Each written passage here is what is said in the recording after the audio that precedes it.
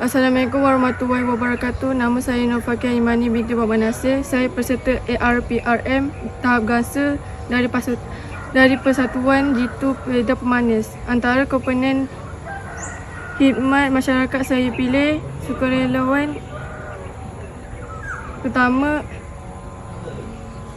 Pertama saya ingin memperbaiki adab dan sasiah saya apabila berhadap dengan orang. Kedua, saya ingin bebas dari zul selesa. Ketiga, saya ingin menolong orang awam. Keempat, saya ingin berkomunikasi dengan orang awam secara lancar. Kelima, saya ingin meringankan beban orang awam. Untuk kemahiran pula, saya memilih memasak. Pertama, saya ingin mempelajari 20 jenis masakan. Kedua, saya ingin memberi makanan ini kepada orang awam. Ketiga, saya ingin membuktikan bahawa saya boleh masak. Keempat, menjadi isteri yang memandai masak. Kelima, saya ingin membuat masakan untuk ibu bapa. Untuk khidmat fizik, pertama, meningkatkan fungsi minda. Kedua, mengurangkan stres. Tiga, menurunkan berat badan. Keempat, memperbaiki mood.